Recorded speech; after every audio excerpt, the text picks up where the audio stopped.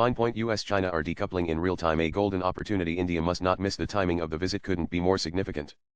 The United States and China are locked in a full-blown trade war, and with no off-ramp in sight, the world is watching as the two superpowers brace for a long, bruising economic battle. The question is no longer if but who can endure more pain. But where there's disruption, there's opportunity.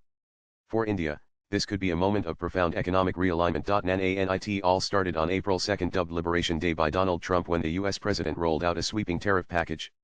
Nations across the board, including India, were hit.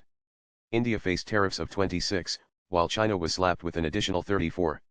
Vietnam, Taiwan, and Japan were also on the list, with tariffs ranging from 24 to 46. The goal: strong-arm countries into slashing their tariffs on American goods and chip away at the US's $1 trillion trade deficit. But the world had other plans. Markets tumbled, businesses panicked, and even Trump's allies urged him to hold back, fearing a recession. China, however, didn't flinch. It retaliated with its own 34 tariff hike on US goods, sparking a tit-for-tat escalation. Trump countered with a blistering 50 hike, taking the total tariff on Chinese goods to a staggering 104.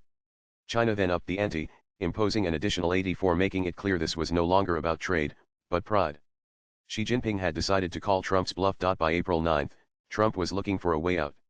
To save face, he pulled a strategic switch. He raised tariffs on China even further, to 145, citing its lack of respect, while slashing tariffs for over 75 other countries, including India, down to a baseline of 10 for 90 days. This trick, which China would later respond to with 125 tariffs, would make China look like a standalone fool that retaliated prematurely and ended up with the worst deal of all while masking the sting of Trump's retreat. The world let out a sigh of momentary relief. Trump had scaled back tariffs on day one itself and given up substantial leverage as a result, not to mention shown signs of bending under pressure. Suddenly, his global tariff war took a backseat, and the US-China trade war took center stage. And the US-China trade, at these tariff levels, is effectively on life support. Instead of giving Trump time to prepare for a decoupling scenario, China has leveraged its weight and hit the brakes on the trade relationship. With the decoupling being so abrupt, China holds strong cards against Trump that he must deal with. China has a strategic and exclusive edge over crucial rare earths that it has partially banned the US from accessing, and may ban all in the future. It holds $750 billion in US Treasury bonds and can use this reserve as a geopolitical lever, potentially inflicting damage on US markets, economic growth, and the dollar as well. Treasuries are essentially US government debt, that it raises every year to pay its bills, pay salaries.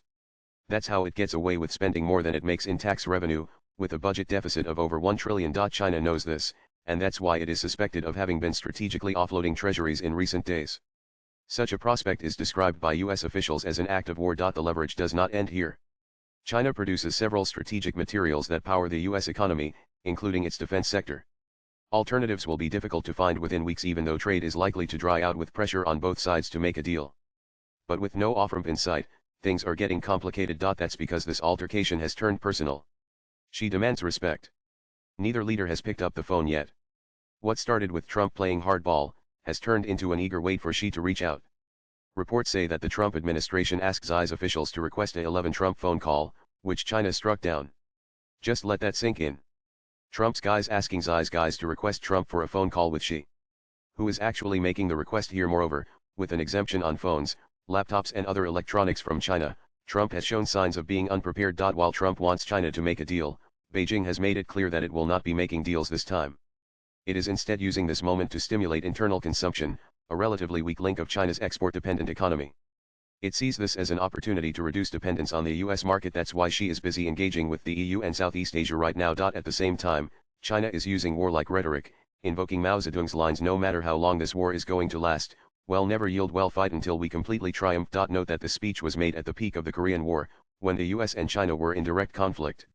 If it has to be a zero-sum game, China is turning out to be a formidable rival in this Cold War, and not a relatively easy one like the USSR.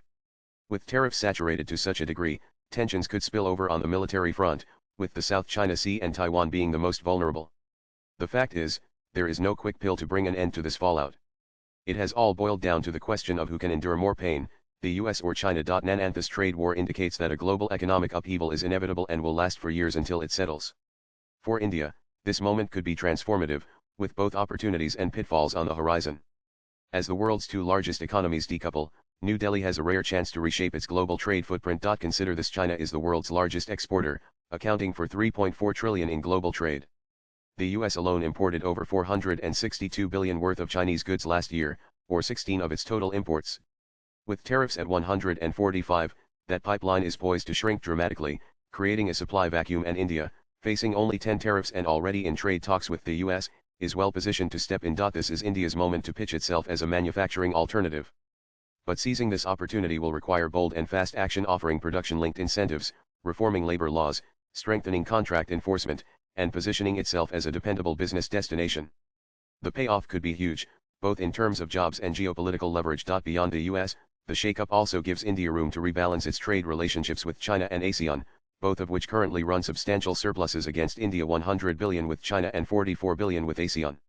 Reports suggest that Beijing has already sent feelers to India about addressing this imbalance. Meanwhile, the UK, Australia, and the European Union are accelerating their own trade talks with India, giving New Delhi a stronger hand at the table. But opportunity doesn't come without risks.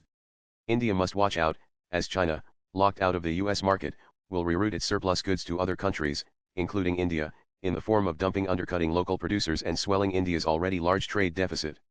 India will also face fierce competition from other Southeast Asian nations like Vietnam and Indonesia, both of which have historically been quicker to adapt and attract global manufacturing relocations. Swipe left for next video. India missed the bus during Trump's first trade war, with Vietnam walking away the biggest winner. But this time, the story might be different. India has already made notable strides, particularly in electronics. Apple and its suppliers like Foxconn and Pegatron are ramping up their India operations, turning the country into a meaningful player in the global supply chain. These are uncertain times. Stock markets are on edge. Institutions like the World Trade Organization are mute spectators. And the line between friend and foe in global trade is growing fuzzier by the day. But as the world's economic plates shift, India must focus on the possibilities, not the panic.